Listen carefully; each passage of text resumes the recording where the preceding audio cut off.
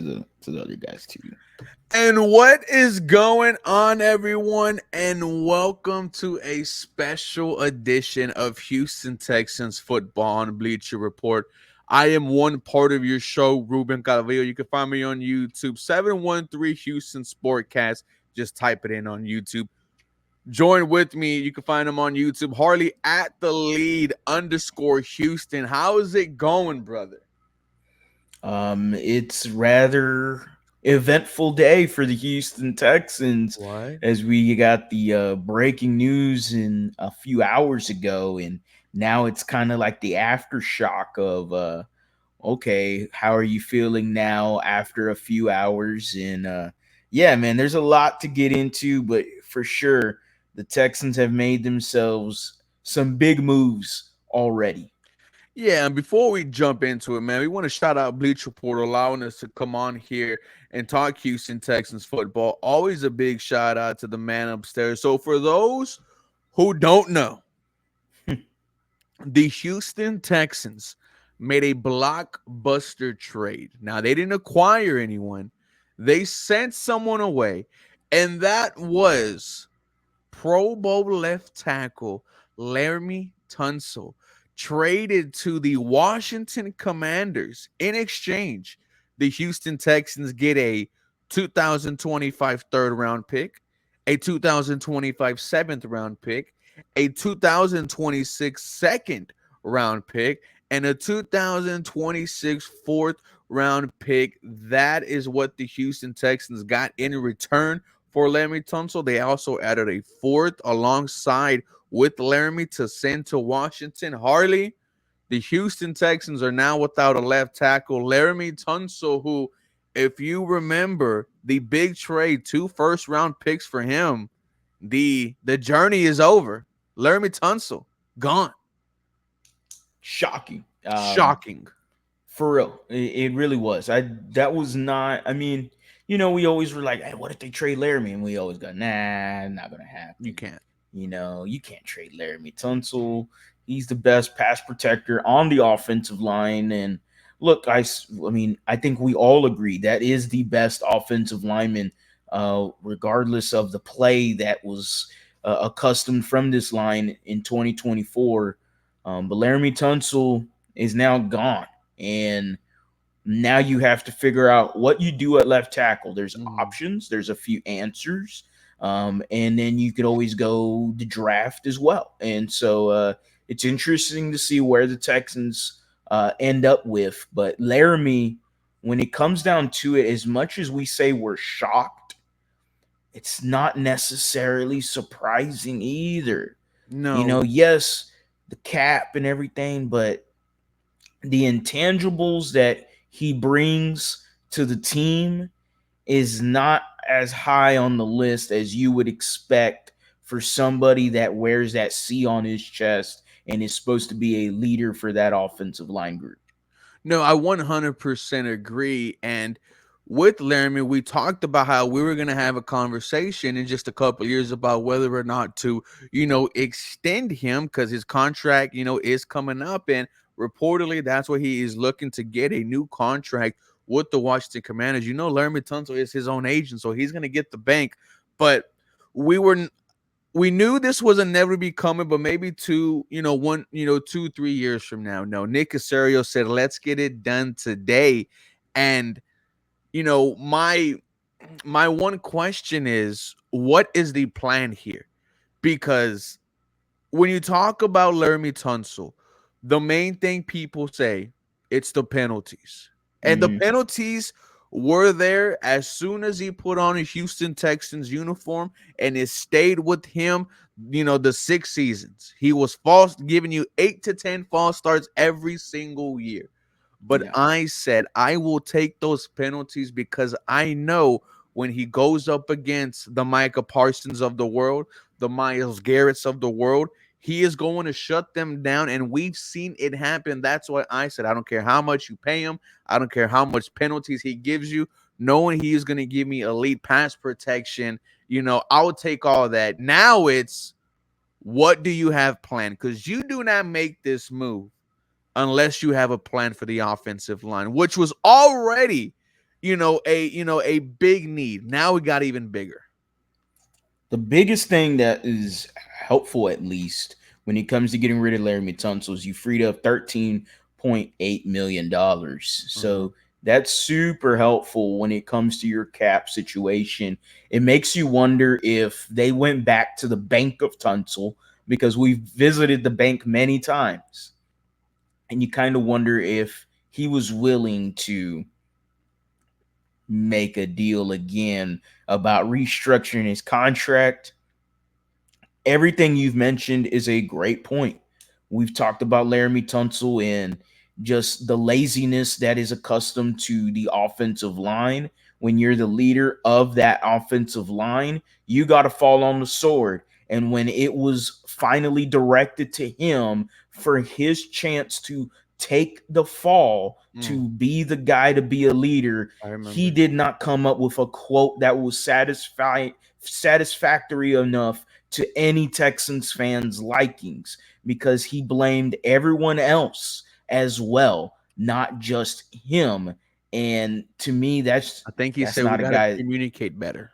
Yeah, well, that's just, we're talking about you, and we're talking about him. Like, we're talking about what can you do to be better. And you talk about the rest of the offensive line, and it's like, okay, you're supposed to be the captain, you're supposed to be the leader, you're supposed to fall on the sword. And look, he's a, as you mentioned too, great left tackle, good pass protector, one of the best in football. But the intangibles matter here.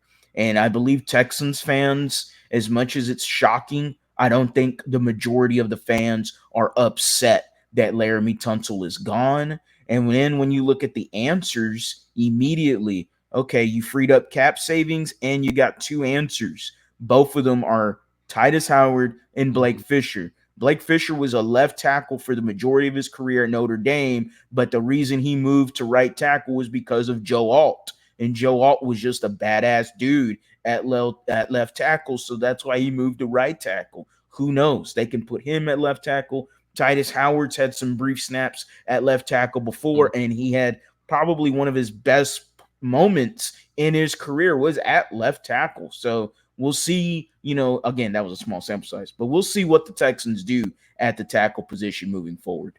You talk about it saving up $13 million over the next 2 years. You save almost $40 million, and I think that this was months in the work, Harley, because you know exactly who we have to pay in the next couple of seasons. Hell, you have to pay Derek Stingley this offseason.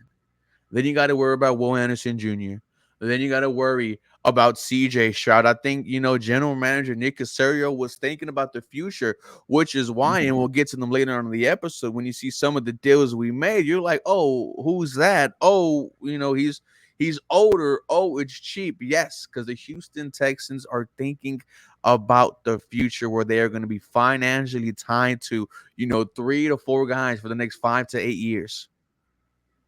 Yeah, I mean, I absolutely. When you think of the future, you think of Derek Stingley, you think of Jalen Petrie, you think of C.J. Stroud, you think of Will Anderson. All of them guys are going to get extended by the Houston Texans, and that Derek Stingley, his price tag just went up Well, recently because J.C. Horn just got top dollar when it comes to the cornerback market. I would expect Derek Stingley to get somewhere near 30 million a year, which sounds crazy, but he is deservingly so. The top corner in the NFL, all pro Sting, deservingly mm, needs that money. Jalen Petrie's going to get a decent little bag as well, too. CJ Stroud's going to break the bank at quarterback. And Will Anderson is going to be at the very least, a top five paid wide receiver, defensive end on the market. So that right there is what you're looking at when it comes to the future, and freeing up this cap right now, even next year as well too. Like, this is going to be very helpful for you moving forward. Nick's got some things to do now. He's mhm. got 4 picks, excuse me, I think it's 4 picks in the top 100. So Nick's got some work to do. You hit out on the draft picks, you make some good picks, then this doesn't really hurt you a lot moving forward, but you got to hit on the picks right now. And now I'm just thinking about what this Houston Texans starting offensive line looks in 2025, right? You brought up two guys, Titus Howard or Blake Fisher. I do think we give the shot to Titus Howard at first. I do think because he is now your veteran on the offensive line, and I think he is the last remaining Bill O'Brien disciple, with Eric Murray getting an absolute bag from the Yeah. Jacksonville Jaguars. What a crazy contract that was. But maybe I think they give it to Titus Howard and keep Blake Fisher at right tackle where he was towards the end of the season. And when you look at the interior, man, I just think it's going to be a competition all around. I think you might need two new starting guards and maybe a new starting center because I have little to no faith now in Juice Patterson and I'm sorry, Jared Patterson and And Juice juice. Scruggs. I combined their names because you move on from Laremy. Now you are going to pay attention to the weakest link on this offensive line, and right now it's the interior. Yeah, and the Texans seem to be building inside out when it comes to the offensive line. And you're right. I mean, at the moment, you would think one of the two tackles are filling the other empty position at left tackle, and now you could be looking at guards for both free agency and the NFL draft. I don't have an updated list on who's still out there for free agency in terms of guards, but you do know the NFL draft, and you got a Tyler Booker who Mhm. could be available. If a Jonas Simmons is available, is a Jonas Savanea from Arizona available? Gray Zabel, is he available? Like there's going to be a bunch of guys in. I just mentioned you got 4 picks inside the top 100. If the Houston Texans want somebody and them guys are within striking range, it would not shock me to see the Houston Texans say, F it, we're going to trade up and go get the guy we want instead of waiting for somebody that could be not their second or third guy on the board at 25. Yeah, no. Not only do I think you invest one into one of your top four selections in this draft, I think you, I think you're definitely going to upgrade one in the next coming days. Whether Yes. that's Will Fries from the Indianapolis Colts, if you Love get it. Will Fries, I think that kind of solidifies one of your guard spots. It absolutely Mhm. does, and I think that shouldn't stop you from getting another one who could be potentially cheap, and that is Kevin Zeitler. I wouldn't mind double dipping in free agency because of who you got back there slinging the rock. And now the only thing you have to worry about is the center position. And this guard slash center class, it's pretty deep. So maybe the Houston Texans, I would say I would give them more of a leash to figure out the center spot between Jared Patterson and Juice Scruggs if you take care of, the two guard spots in free agency. Yeah, time will tell when it comes to it, but you're not wrong. We got to get an answer soon on this guard position because the coming days of free agency, guys are getting plucked off. Ryan Kelly, one of the top centers, gone. Drew Dahlman, the best center on the market, gone. Like these guys are getting Bradley plucked Bozeman off. Yeah, man, gone. these guys are getting plucked off the market right now. The Texans have to make a move within the next 3 days, maybe sooner, to get themselves a solid guard. I love Will Fries from the Indianapolis Colts. We already seen the Colts lose Ryan Okay. Kelly. It would hurt them to lose another interior offensive lineman, especially here within the division in the AFC South. So, yeah, I need the Texans to be moving fast when it comes to signing some free agent offensive linemen. And just also why this trade is big because Laremy Tunsil is really liked in that Houston Texans locker room. Whether Yes. you think he deserved it or not, he had a captain's patch on his chest for a reason. But we've said this many times, even here on Bleacher Report, Harley. When you talk about the swarm mentality, the special work ethic and relentless mindset, Mm-hmm. we always said Laremy Tunsil, we've even said Titus Howard don't have that D'Amico Ryan swarm mentality. And, I feel like the Houston Texans maybe have felt that. And they were like, you know what? We're going into a new direction for this offensive line. I mean, hey, Stresson's even put up the clip of Cecil Shorts calling our offensive lineman soft. Yes. Yeah, it was basically a national, like it was not a national, but a local take was that our offensive line is too soft. They don't have the will to block. They're not tenacious. They're not scrappy, and that's why we've been wanting new offensive linemen. This isn't necessarily shocking. It was just a pretty shocking move to see that the Texans actually did this. And so now you got to move forward with it, and the Texans now have to try to figure out what are they going to do with the rest of this offensive line. It makes you wonder if Nick Caley and Cole Popovich, the two newer guys that are in this class, in this coaching staff, it makes you wonder what were their mindsets on Laremy Tunsil as well in this offensive line. And I think we've all said this. Laremy just didn't fit what D'Amico Ryans was preaching. Mm-hmm. When you look at historic left tackles for D'Amico Ryans when he was coaching, he had Trent Williams. Like Trent Williams is definitely a guy that's a swarmer, definitely a guy that sure he's going to get his money. He's going to want to sit out and get his money, but at the end of the day, that man is doing his job. I'm You glad know I gave him that contract. exactly. And we were remember way back when we traded all of that cash and picks for Laremy Tunsil in 2019, there was another guy that was out there on the market Trent that worked Williams. out here in Houston. His name was Trent Trent. Williams, Ooh. and we wanted him back then, and it didn't happen. He ended up going to the San Francisco 49ers, and that sucked. And we wanted Trent Williams because it would have been cheaper compared to Laremy Tunsil. And hey, maybe it could be a full circle moment. Maybe Texans make a move to get a Trent Williams. Who knows?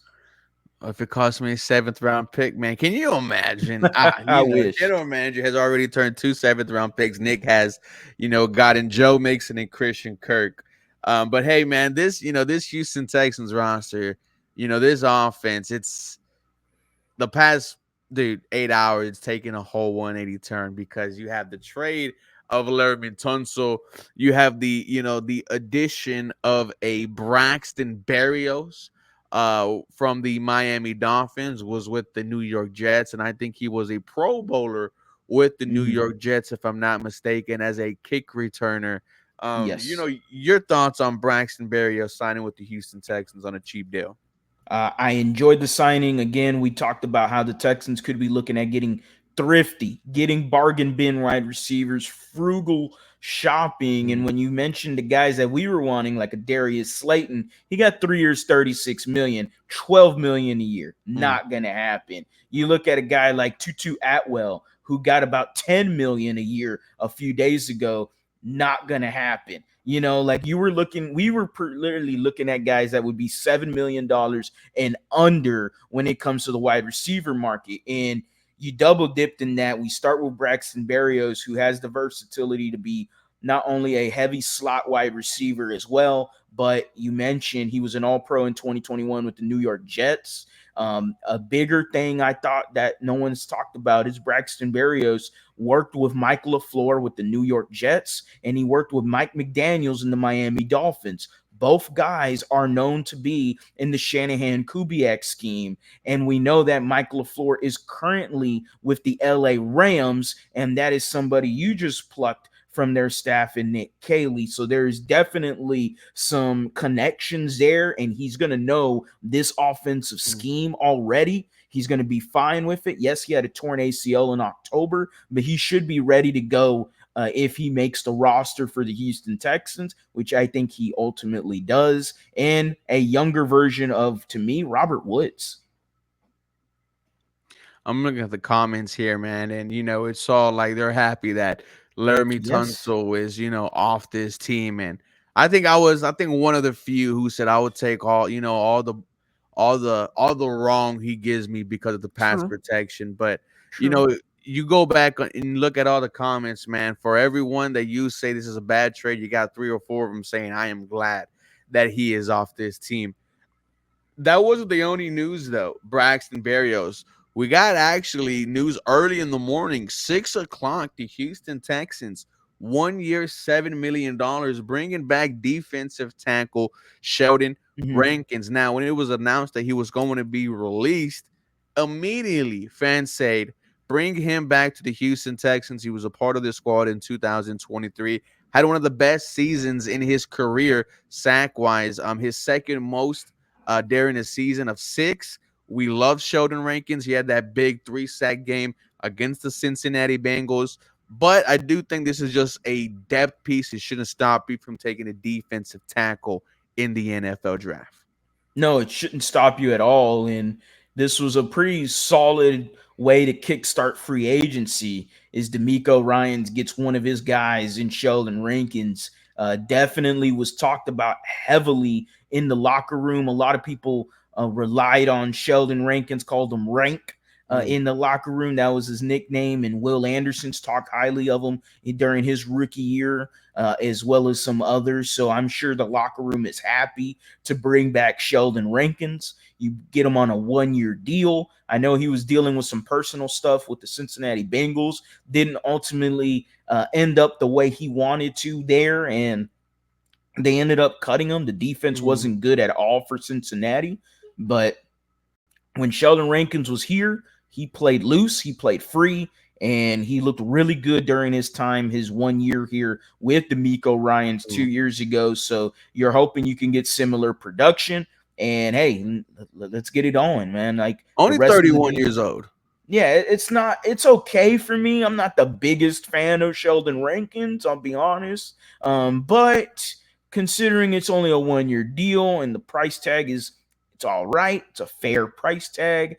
You know, who knows with Foley Fatukasi and Mario Edwards, you're getting a guy in Sheldon Rankins that is pretty good at rushing the quarterback. And that's Mm. something that even though you had some good production from Mario Edwards, Foley Fatukasi, Tim Settle. You're getting a guy that is known to getting after the quarterback inside the interior of the defensive line group. So I don't mind it. Yeah, no, I don't mind it at all. Welcome to the Houston Texans, though. Yeah. Welcome back, Sheldon Rankins. Exciting to see what you do. Another player the Houston Texans signed, a reunited Tremon Smith to Mm, a deal. Now, I believe it is a $4.5 million deal on a 2 year contract with the max value of $7.5 million. Tremon Smith, former Houston Texans, a couple of years ago. The Texans tried to re-sign him, according to Aaron Wilson, but he opted for the Denver Broncos. And now that he was a free agent, he wanted to return to the Houston Texans to play under Frank Ross, who is our special teams coordinator. You know, Harley loves him some Frank Ross. big time. Um, I just saw this as a pure special team signing, man. Yep. Nothing big, nothing exciting here with Tremon Smith. You just like that he wants to be a part of this team. He was a special teams dynamo for you a few years ago. He's known for being very good at the special teams department. He was a very solid punt returner as well for you. I believe ran one back during his time here with the Houston Texans. So yeah, I don't mind this at all. Again, you're getting a guy that can play special teams and can be kick returner, punt returner, as well as Braxton Berrios, who is a kick returner, punt returner. Shout out to Frank Ross getting the guys he wants on this Mm. team for day one. But it makes me wonder, where are they looking for Damian Pierce? Because Damian Mm. Pierce is known to be your kick returner, not punt returner. He can't punt return, supposedly, and he doesn't really play special teams. It just makes me wonder, what is his role going to be in this offense, considering when I go back to the combine and one of the most scouted positions that was tied was the running back Running back. position. They Ooh, scouted 8 people at running back. And you also got to know, there you go, hit it with the Brian Windhorse. You also got to know that running back is one of the deepest positions in this draft. So it kind of makes me wonder, he's where are they gone. seeing Damian Pierce in his future of this team? That's where I'm kind of wondering with this signings. I mean, we've even talked about signing someone, like ETN from Georgia, Yes, potentially being love a him. late round draft pick. when it comes to Damian Pierce, man, I mean, we're talking about a late round draft pick who showed some flashes for you in year one, nothing in year two, and had some moments in year three. And, now is just trying to move on and find the next big thing. And when you have a new offensive coordinator and Nick Caley, he's bringing in guys that he thinks best fits his system. And I wonder if that is Damian Pierce. I would feel some type of way though if I saw him off the roster, man, because I was real excited about DP. Right, as soon as we saw him in the preseason against the Saints, we only saw one run from him in his Mhm. rookie year, and we're like, "Yep, he's your next starting running back for the Houston Texans." But um, I think you need a running back that can give you help in terms of pass protection, help in terms of pass catching, and you just need someone to complement Joe Mixon, who is getting up there in age. Yeah. Yeah, I agree right there with you. I think the running back position is something the Texans have not addressed enough in the last 2-3 years. Actually, they haven't addressed it in quite some time. Actually, so yeah, I agree with you right there. And then one of the next signings we got was Darrell Taylor, defensive end from the Chicago Bears. 3 sacks on the year. We heard our guy AD say this is the Jerry Hughes replacement, and I have to agree. I think this is just a pure, depth signing. But hey, I do see 9.5 sacks in 2022, and if there's anyone that can turn a player around, it's D'Amico Ryans. I absolutely love this signing. Okay. I'm about to say it right now. This is the best signing of the day for the Houston Texans. And I Wow. think for real. I am very biased when it comes to Darrell Taylor. I wanted to draft him when he came out in the draft from Tennessee. His dad is a former linebackers coach as well. I believe he was the linebackers coach here for the Houston Texans during David Coley's time, I want to say. But despite all that, Darrell Taylor has been a really a solid player that hasn't lived up to the expectations of a second round pick, but to be in a rotation, that edge group is Nasty. absolutely nuts because not only did they sign Darrell Taylor, but they brought back our boy Derek Barnett. Mm. And now you got both of them as backups with Will Anderson, with Daniil Hunter, with the Nico Autry being rotated into Sheldon that. Rankins. Sheldon Rankins as well. Like that 5-6 guys that we just mentioned is a strong defensive line group, and you didn't know if you can make the strength of your team any stronger, and you go out and sign Darrell Taylor, who is the definition of the swarm mentality that D'Amico Ryans wants to bring here. I am telling you right now, he will immediately be a Texans fan favorite moving forward. This dude, I got a lot of expectations for him. Well, now you got me hyping. He's gonna have to I take love advantage him. of his opportunities because you're gonna always want number 55 and number 51 out there. So hey, Darrell Taylor, only 27 years old, man. Let's see what you got. And the most recent signing, the Houston Texans bring in Justin Watson, wide receiver from the Kansas City Chiefs. He caught 22 passes for 289 yards and 2 touchdowns last season with the Kansas City Chiefs. Played in every single game, started twice. He's a 6'2" guy. Welcome to the Houston Texans, Justin Watson. I think this is your Xavier Hutchinson replacement. Yeah, it kind of feels like okay, Hutch, Metch, we got guys that fill your spots. John Mechie is a heavy slot guy. You get Braxton Berrios is a heavy slot guy. There's competition now there. You got Justin Watson, who is a more of an outside wide receiver guy. Xavier Hutchinson's more of an outside receiver guy. Okay, there's your competition right there as well. Justin Watson is 28 years old, 29 years old, something like that. And I mean, he's been serviceable for the Chiefs. I'm not gonna like blow smoke up anybody here. Like, we'll see. This is a low risk wide receiver that you signed. Again, being thrifty, bargain bin shopping, and just breaking news right now, ladies and gentlemen, the Houston Texans have missed out on a D'Amico Ryans connection at the linebacker position. The Denver Broncos are expected to sign Dre Greenlaw, giving him a 3-year deal worth Mm, $35 million. Only reason I broke that news is because I know a lot of Texans fans were really not me. wanting Dre Not me. Greenlaw to be a Houston Texan. Not me. I don't know about Not you. me. Okay. Not me. You Not know, me. Didn't make sense. You got 3 linebackers. Why do I need to get a Dre Greenlaw? and he signed the exact same contract that Aziz signed, 3 years, $35 million. Good catch. Good Um, catch. I want to see, I want to see a guard. I know this defense Yes. could be good under D'Amico Yes. Ryans. The linebacker unit yesterday was heavily injured. You didn't have Christian Harris. You didn't have Aziz Al-Shaair due to suspension. Mm-hmm. Henry Tutu missed time due to a concussion. But Yeah. the linebacker play, it did not waver at all. And that's because of who you have on the sideline calling plays in D'Amico Ryans. Ladies and gentlemen, it was day one of free agency for the Houston Texans. And they made a blockbuster move. Not acquiring anyone, but trading away 5-time Pro Bowler Laremy Tunsil to the Washington Commanders. You have anything to say to Laremy, man? I'll say good luck. Oh man, I can't think of the quote right now, but What's the I'll say first fit gonna be?